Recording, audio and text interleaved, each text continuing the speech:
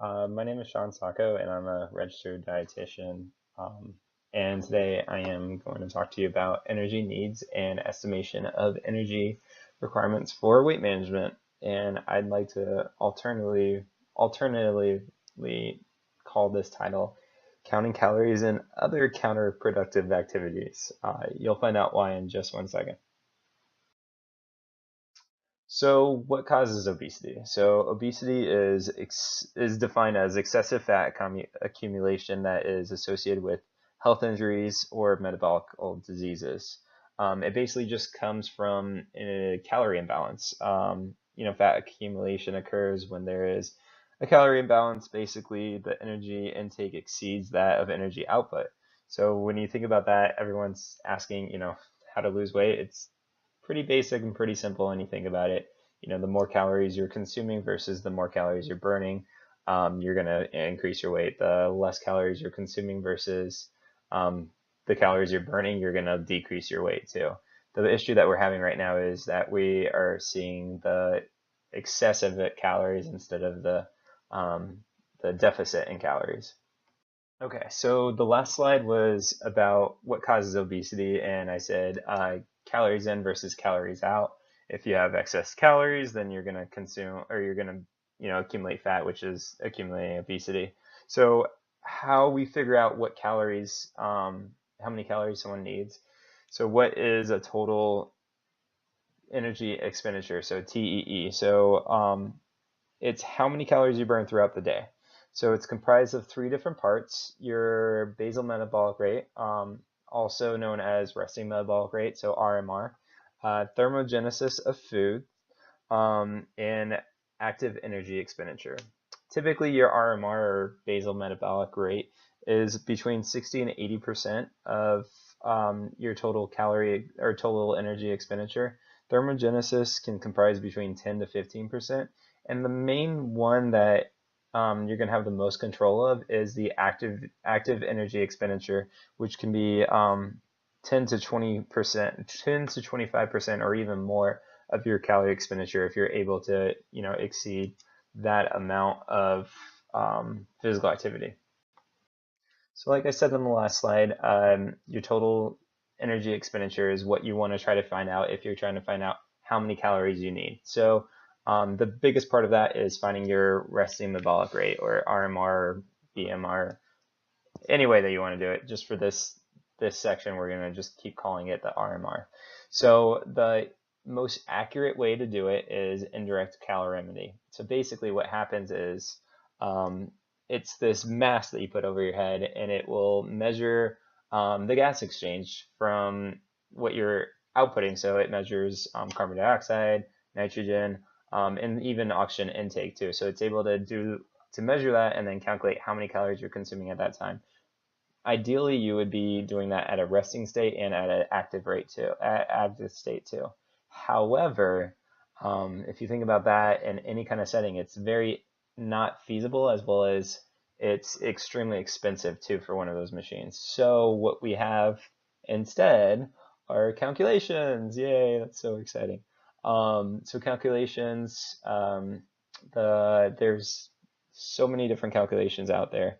The Academy of Nutrition and Dietetics Evidence-Based Analysis Library um, across the board recommends the Mifflin-St. Jeor equation. Um, it's based off of height, weight, age, and sex, and it's been shown that, of countless studies, that this is the most accurate for measuring resting metabolic rate, so RMR. Um, and that's the one that most people use too. I could put it up there, however, I am talking to a whole bunch of grad school students, so you should already know what the Mifflin-St. Jeor's is, as well as you should already know how the calculations for it too. So I'm going to move on. So now we have the RMR, which is fantastic. So we're done, right? No, not quite yet. So the RMR is just one of those items that I said that were the total energy expenditure. You have to multiply any of those numbers by an activity factor. Um, and this is where I like to think that the system begins to flaw. And we'll find out a little bit more about that in the next slide.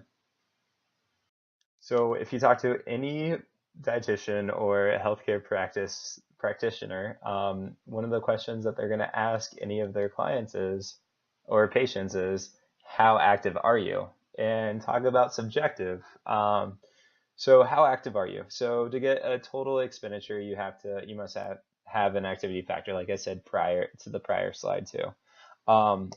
However, overweight and obese populations are more likely to overestimate their physical activity than normal weight populations. So if you have someone that's saying that they're very active, and they're not active, then your entire equation is going to be thrown off. You can have an activity factor of 1.2 for um, sedentary populations versus someone who claims that they're very active, and you can have it times by 1.5, 1.75, and that can completely throw off your numbers.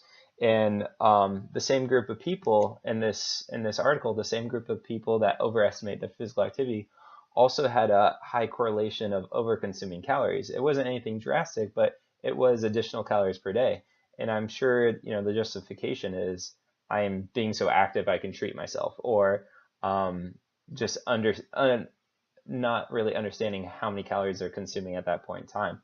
The article states that the calories that they overconsume versus their counterparts were actually high sugar, high carbohydrate foods. But even if it was just a 50 calorie a day difference, can increase the body weight by 5 pounds per year. So that's how specific you have to be with your calories, is that even if you're 50 calories off, which these activity factors are just generalized numbers anyways, they're just estimates anyways. It's not like it's exact numbers, but 50 calories per day can increase a weight by 5 pounds per year. You times that by 10 years, that's 50 pounds, which can drastically do a damage to body composition, as well as so many other things too. Okay, so say for example, we were able to go ahead and estimate exactly how many calories that this person needs and got an accurate activity factor too. So we know exactly how much they need, correct? Like this is exactly how much they're going to expend throughout the day. So it's correct, right? Then we don't have to worry about anything else. Not so much. When you think about it, there are other factors that influence calories.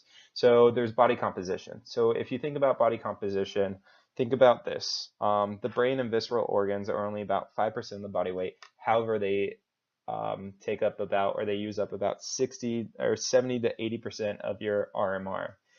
When you compare that to skeletal muscle, which is about 35% of your body weight, it actually accounts for 20% of your RMR.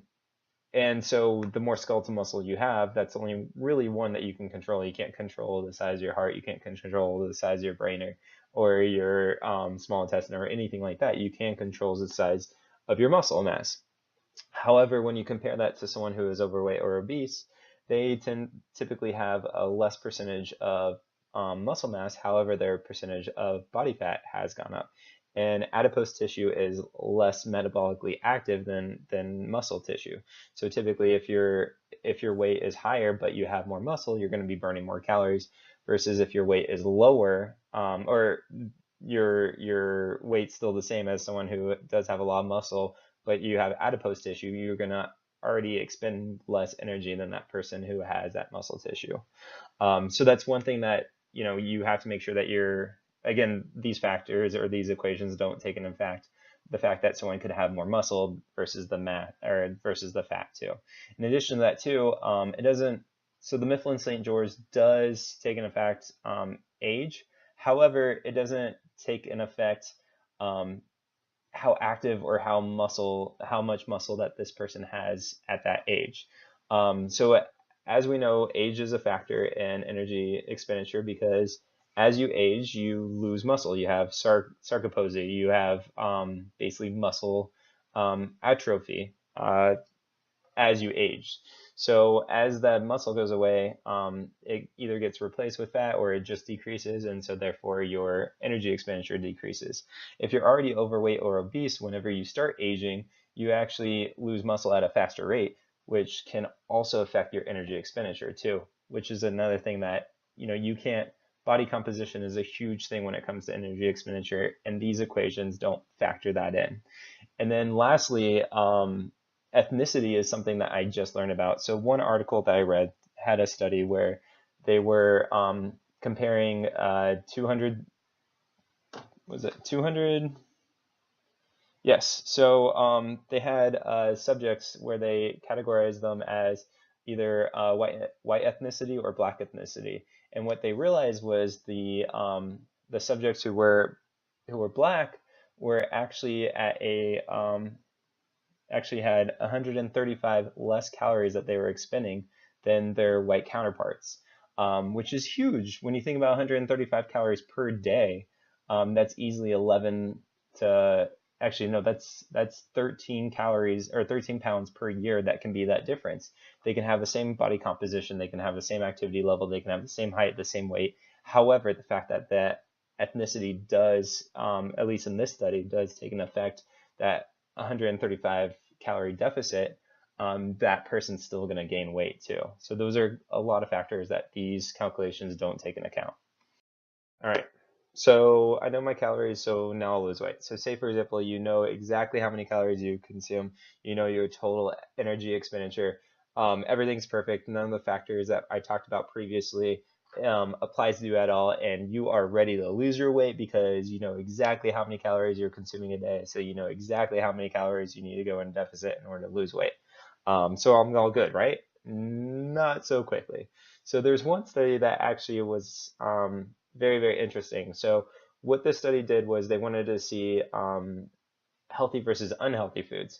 So everyone's aware that general public likes to classify everything as either healthy or unhealthy, good or bad.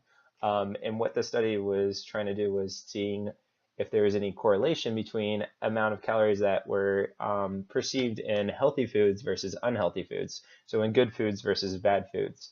So what they did was they had participants, mixed participants between normal weight, overweight, and obese participants, and they showed them a whole bunch of different pictures of foods, and then the participants had to classify them as either good or bad, you know, healthy or unhealthy, and then they had to associate calories with those. So across the board, about 90 to 95% of participants identified foods as either healthy or unhealthy at the same time. I mean, at the same type. So basically, like for example, if they saw a salad, every single participant identified that salad as a healthy food. Versus if they saw like a cupcake, every single participant identified that as an unhealthy food. However, so 90 to 95% of those foods were identified across the board as either healthy or unhealthy. The part that gets interesting is the little discrepancies where there was a mixed bag of whether this food is healthy or unhealthy. One specific food item, which is why I put it up there, is peanuts. So they had salted peanuts. So half the participants classified them as healthy. The other half participants classified them as unhealthy. And what they were able to do was divide that even further. So they had the normal weight people who classified them as healthy and had them identify calories with them versus the normal weight people that saw them as unhealthy and had them identify calories. So, and then same thing with overweight and obese populations. So what they showed was typically if it's something unhealthy or identified as unhealthy, it's about the same calories as overweight and obese. So like in normal weight. So a normal weight would estimate, you know, the peanuts as at 413 calories versus overweight and obese, which would estimate those calories at 435. Not that big of a deal, not that huge of a discrepancy. Where there is a discrepancy, however, is the healthy categories. So the overweight or so the normal weight participants still identified those calories at 327 calories for the healthy versions of the nuts. However, their counterparts, their obese counterparts, obese and overweight counterparts, they had identified the same amount of peanuts as 126 calories. So almost 200, well, that is a 200 calorie difference between someone who is normal weight and someone who is obese at identifying one same item. The reason why I'm mentioning this is because someone who thinks that they know how many calories and thinks that they're eating healthy can be over consuming unhealthier foods or perceived healthier foods. So whether it's the notion of this is a healthy food so I can eat as much as I want of it, or just not perceived amount of calories that they are consuming, that's a whole different ball game, which can be another reason why they're having so many issues losing weight, or another reason why they're gaining weight, and when they're trying to lose weight. And the thing that kind of irks me is that, well, actually, I'll go to my next slide. My last slide, sorry, I know this is long, but my last slide is my final slide. Okay, so this is my last slide, and I'm going to touch base with basically everything now. I called this my thoughts. So my thoughts, we do not eat in calories. So we do not eat in calories. We should not be telling people how many calories they should be consuming, because we see a variety of different problems that relate to this calorie issue. Whether it's factors in the calculations of calories, whether it's honest correlation of how many calories are in food, whether it's there's even issues with recalling how many food or how much food you have eaten, whether it's portion sizes, whether it's factors that influence your calories or your energy expenditure, so the muscle mass, the age, the ethnicity, and whether it's even activity factors where they don't really know how active they are. All of these things affect how many calories someone is actually expending. So therefore, how many calories they should be burning too. It's also not sustainable as a lifestyle too, to calculate calories every single time that you go out, every single time you pack a dinner or pack a lunch, every single time measuring foods isn't isn't sustainable, to me at least. I believe in an individual approach to anyone that wants to lose weight. So what you should do is you should lead to small steps, and small steps lead to something greater. Identify areas of improvement, and therefore that person can snowball effect on those areas of improvement, and it's not a drastic change. When you have issues with either overestimating your calories or underestimating calories, especially with underestimating calories, you could have people on these crazy diets where, yes, they're going to lose a lot of weight because they're only eating 1,200 calories a day. However, that's not sustainable when they're normally eating 3,000 calories a day. You can't cut all their food in half because they're not going to keep with it.